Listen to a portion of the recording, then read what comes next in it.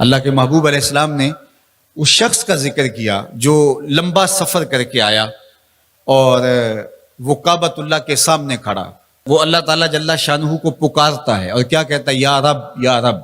अश अकबर, उसके बाल बिखरे हुए हैं और उसका लिबास फटा हुआ है, पता गंदा सी हालत है और अल्लाह के घर के सामने खड़ा है, लंबे लंबे हाथ करके दुआ मांग रहा है, या रब, ए मेरे अल्लाह, ए मेरे अल्लाह। लेकिन फरमाया व मतअमुहु हरामुन व मशरबहु हरामुन व मलबसहु हरामुन व गुज़िया बिल हराम फ़अन्ना युस्तजाबु लिज़ालिक। फरमाया कि उसने जो खाया है वो हराम का है, उसने जो पिया है वो हराम का है, उसने जो लिबास पहना है वो हराम का है। फरमाया उसको जो गज़ा दी गई है वो गज़ा हराम के माल से उसे हासिल हुई थी। फरमाया फ़अन्ना युस्तजाबु लिज़ालिक। फरमाया मुझे बताओ कि उसकी दुआएं कैसे कबूल होंगी।